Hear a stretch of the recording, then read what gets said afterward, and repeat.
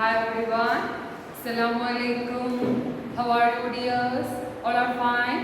Okay. Today we are again with our English footprints with our feet in our a simple chapter with a simple chapter the necklace. Okay. We know that necklace. Right. Okay. It's a story of necklace. Okay. Getting and losing of a necklace. Then the necklace is a very popular and one of the best stories of famous French writer Guy de Maupassant. I think in your junior classes maybe you studied that chapter, you learned or you know this story well, I think so.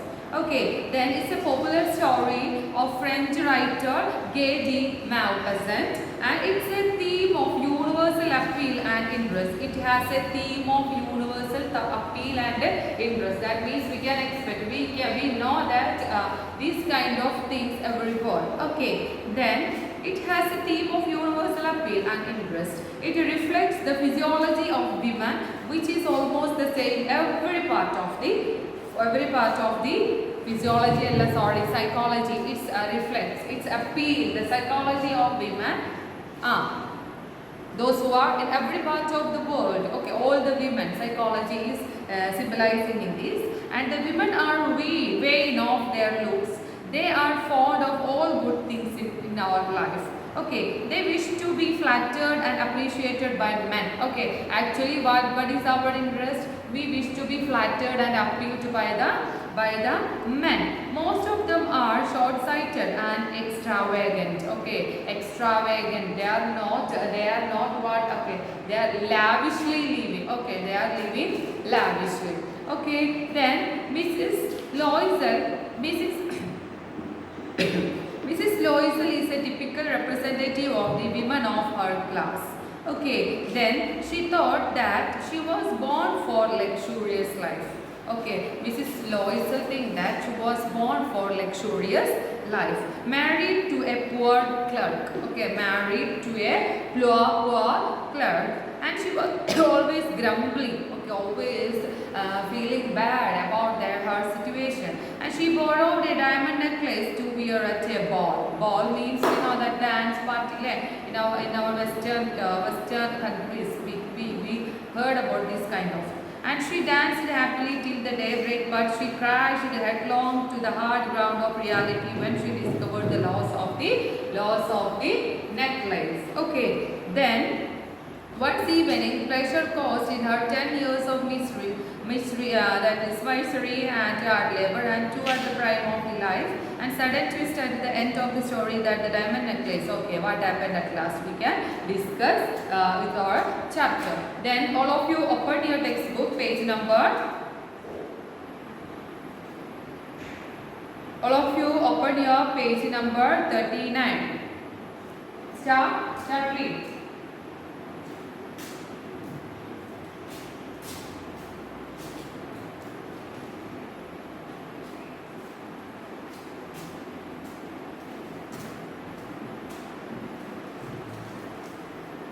Okay, listen.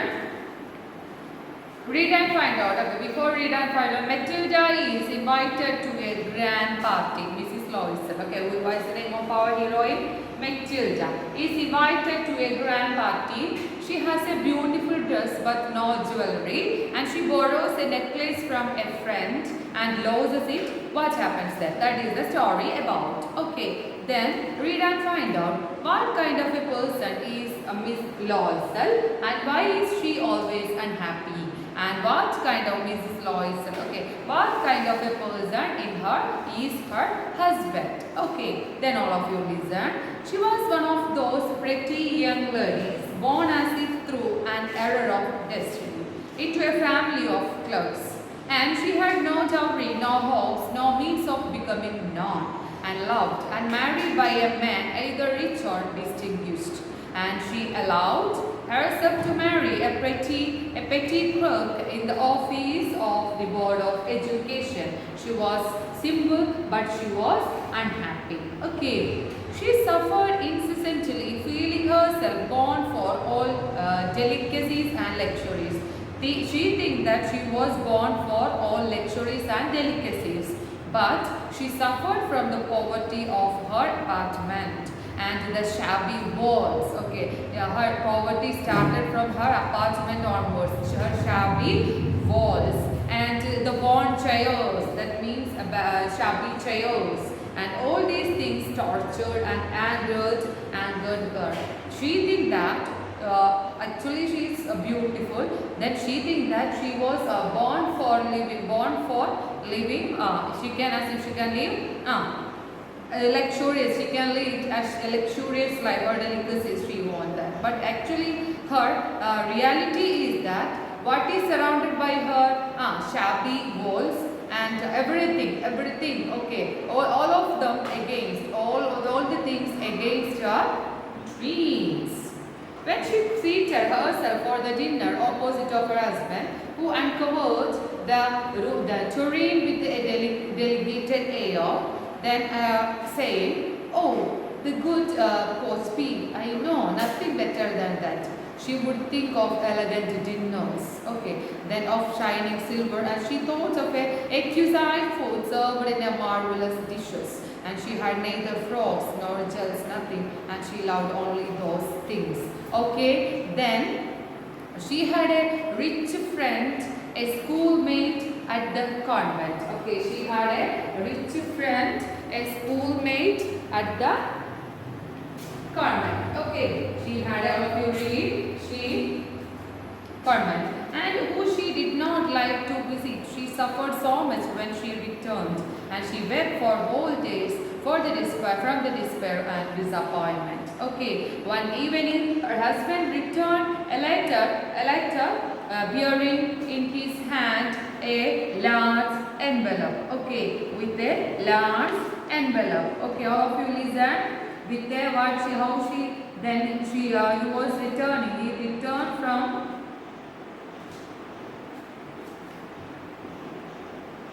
Okay, with a letter. Then here, all of you listen. She here.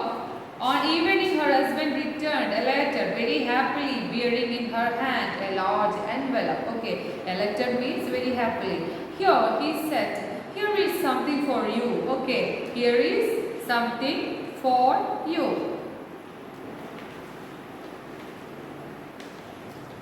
She quickly drew out a printer card on which were inscribed these words. The Minister of Public Instruction said, "Madam George, that is the Ruza Ramponyu, asked the honor of Miss and Mrs. Loisel's company Monday evening, January 18 at the Minister's residence." Instead of being delighted, okay, invitation letter, okay, instead of being delighted, as her husband had hoped, she threw the invitation switchfully upon the table, murmuring, "What do you suppose I want with that?" Then, but my dear, I thought it would make you happy, and you never go out, and this is an occasion, and a fine one, everybody wishes one, and it is very select. Not many are given to employees. You will see the whole official world there. Okay, you can see everyone there. I think you are very happy by getting this letter. She looked at him with an irritated eye and declared impatiently, "What do you suppose I have to wear to such thing as that?" Okay, what I can, that means what I wear. He had not thought of that. He stammered. "Oh, the dress you wear when we go to the theatre. It seems very pretty to me." He was silent, stupefied, his dismay at the sight of his wife weeping. He stammered, "What is the matter? What is the matter?" Then by a violent effort she had controlled her vexation and responded in a calm voice, wiping her moist cheeks, "And nothing only, I have no dress, and consequently I cannot go to this affair. Give your card to some police. Those wives are better fitted out than I." Okay, then I have nothing, that means I have no beautiful dress and jewelry and everything, but it's better to give to another person's, okay, police whose wife is better than fitted than me. Okay, then he was grieved but answered, "Let us see, Matilda, how much would your suitable costume cost? Something that you would serve for other occasions, something very simple." Then here she reflected for some seconds, thinking of a sum that she could ask for without bringing with an immediate refusal had frightened exclamation from a comical clerk. Finally she said what she said in a hesitating voice. I cannot tell exactly, but it seems to me that 400 francs out to cover it. Okay, I want 400 francs. Then how much you want for completing all your needs? Then he said that I want what? I want 400 francs. Then he returned. He turned a little pale, he became sad, and he had saved just this sum to buy a gun, and he might be able to join some hunting parties the next summer. He turned a little pale, for he had saved just this sum to buy a gun that he might be able to join hunting parties the next summer with some friends who went to shoot larks on Sunday. Nevertheless, he answered, very well, I will give you 400 francs, but try to have a pretty dress. Okay, then anyway, he changed. He just avoided his all matters, and he said that, yes, I will give you my what? Okay, I will give you my savings. Just for what he saved money for buying a gun. Okay, then he gave that 400 francs to his wife. Then you want to find out, read and find out what fresh problem now disturbs Loyal. Then and how is the problem solved? Okay, then all of you open. All of you want to read our next part. The day of the ball approached and Mademoiselle seemed sad, disturbed, anxious. Nevertheless, her dress was nearly ready. Her husband said to her one evening, what is the matter with you? You have acted strangely for 2 or 3 days. What happened? And she responded, I am vexed not to have a jewel. Okay, I have it.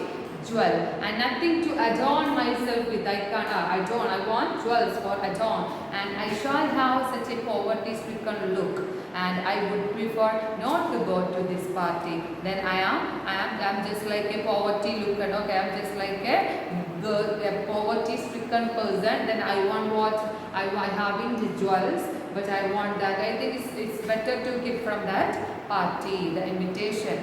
He replied, you can wear some natural flowers. In this season, they look very chic. Okay, she was not convinced. No, she replied, there is nothing more humiliating than to have a shabby air in the midst of a rich woman. Okay, then her husband cried out, how stupid we are. Go and find your friend, Miss Forrester. Then how is that? Forrester, and ask her to lend you her jewels. Okay, then go Forrester and just ask lend her jewels. She uttered a cry of joy. It's true, she said. I had not thought of that. The next day, she took herself to her friend's house and related her story of distress. Then Miss Forrester went to her closet, took out a large jewel case, bought it open and said, choose, my dear. Okay, you can select. Okay, then she saw at first some bracelets, then a collar of pearls, then a Venetian cross of gold and jewels of admirable workmanship.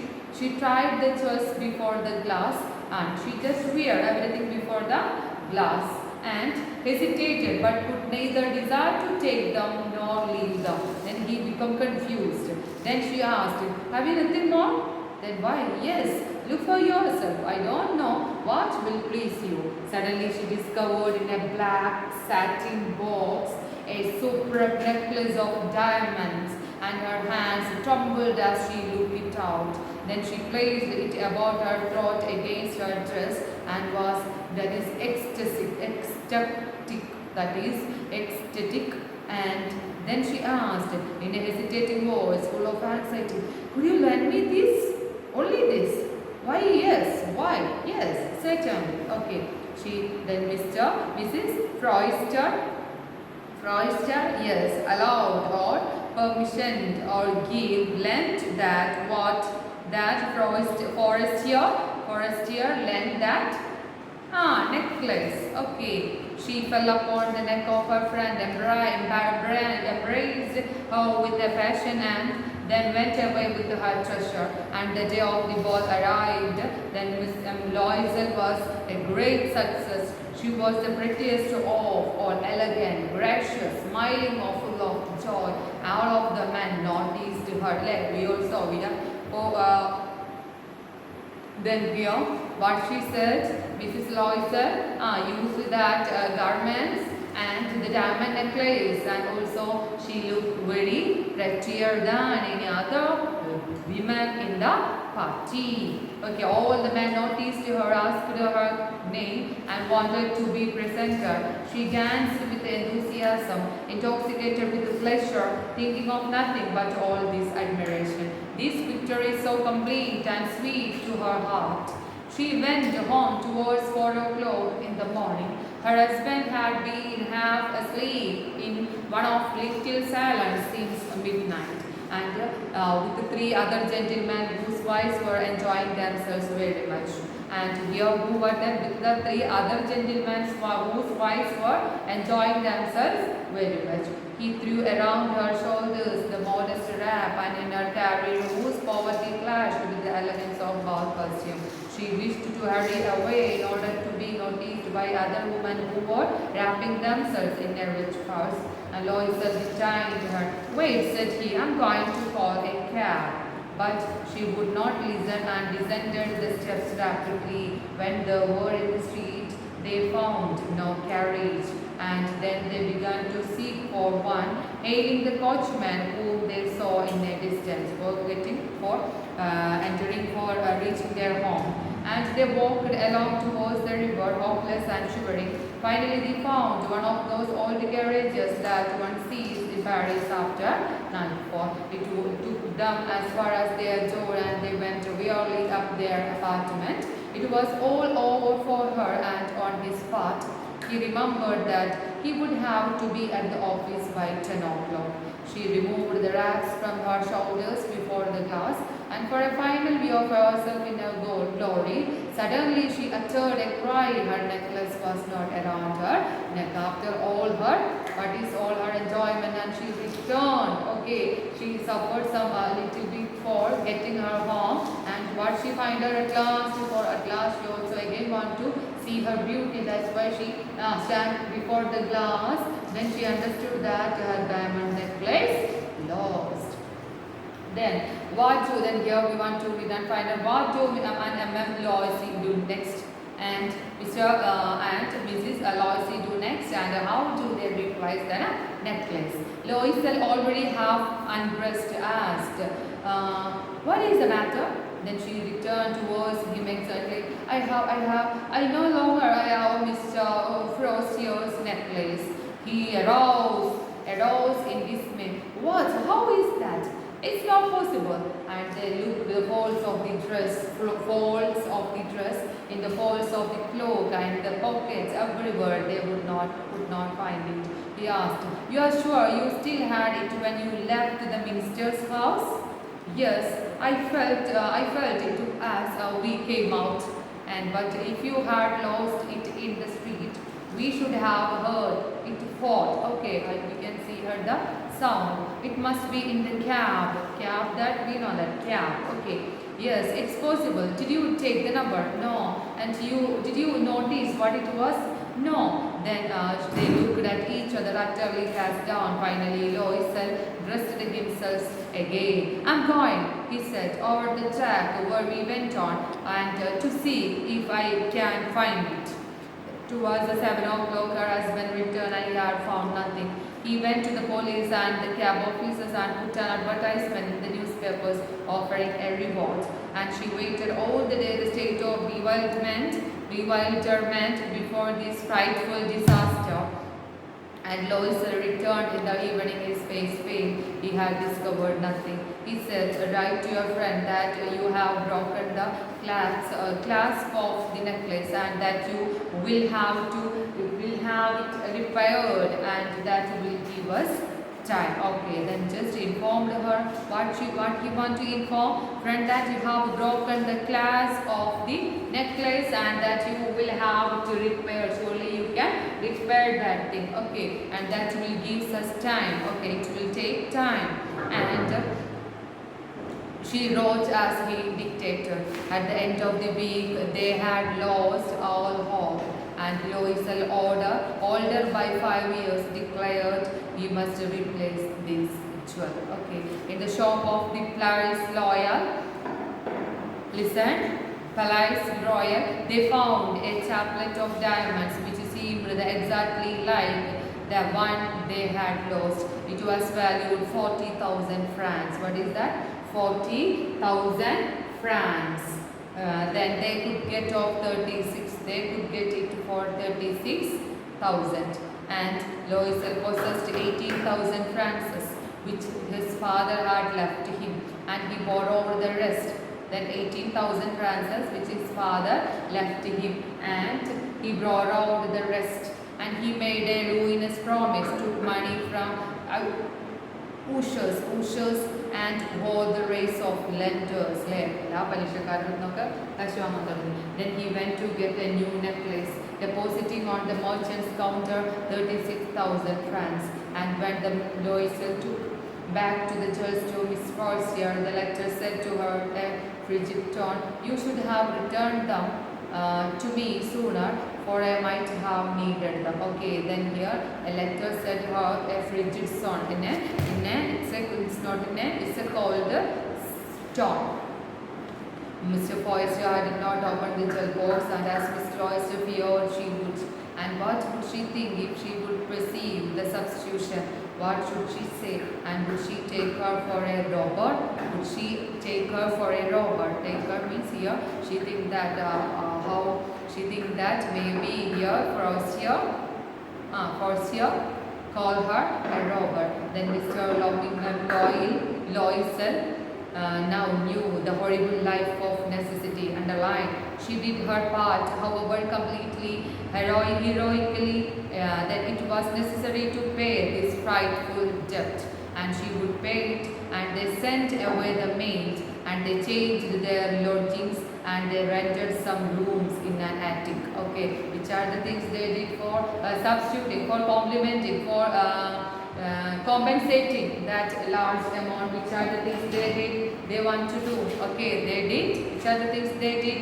They want to change. They leave there. They just send there.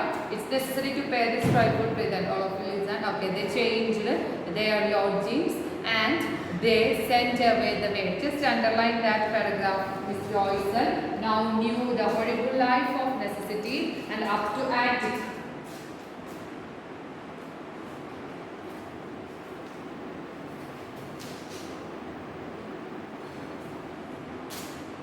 Attic means they changed their house also. Okay, they changed their house. That means attic. They selected one old house. Okay. Then she learned the odious work of a kitchen. She washed the dishes and she washed the soiled linen, and their clothes are dish clothes, and which she hung on the line to dry, and she took down the refuse to street each morning and brought up the water, and stopping at each landing to catch her breath. And clothed like a woman of people, she went to the grocers and the butchers and the fruit sellers. And here, with her basket of her arm, shopping, angling, and the lasso, her miserable money for compensating her money. Okay, they are in a utter debt. And the husband worked evenings, putting the books of some merchants in order, and nights he often did copying at 5 sous a page, and these 5 lives lasted for 10 years. Okay, and at the end of the 10 years they had restored all. Then Miss Loisel seemed old now. She had become a strong-haired woman and crude woman of poor household, and her hair badly dressed, her skirts every and her hands red, and she spoke in a loud tone and washed the floors with large pails of water. But sometimes when her husband was at the office, she would seat herself before the window and think of the evening party of former times, and of that ball where she was so beautiful and so flattered. And then how would it have been if she had not lost the necklace? Okay, who knows how singular is life, and how full of changes, and how small a thing will ruin or save one.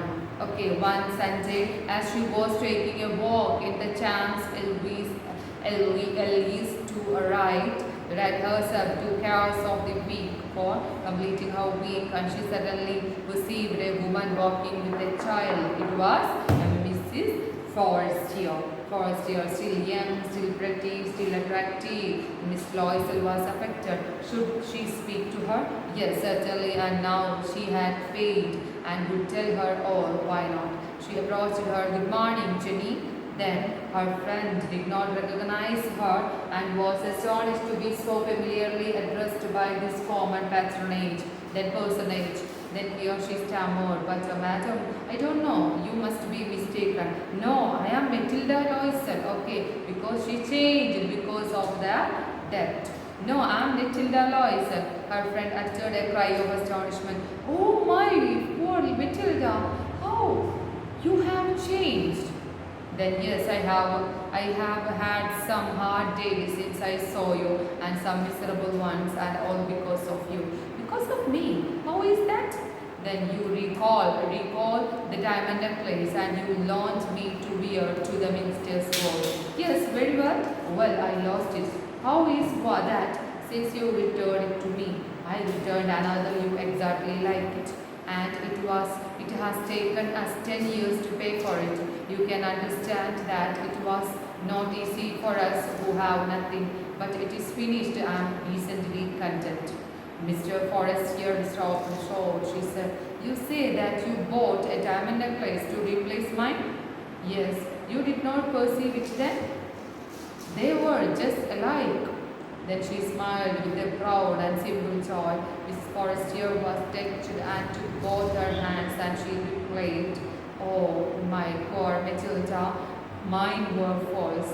They were not worth over 500 francs.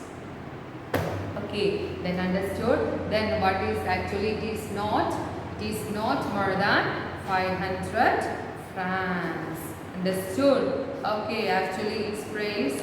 Then she suffered a lot for returning and flattery of women. All of them here already said that what is the psychology is the psychology of women, which is almost the same in every part of the world. What is that? It has the here reflects famous. I told you that the women are fond of good things of life, and they wish to flattered and appreciated by men, doing everything for appreciating men. Okay, then that is the end of our story. Then I think you understood the story well. Okay, then just write 4 question answers here and study well. Okay, inshallah I will give you the important more question answers from this chapter. Thank you.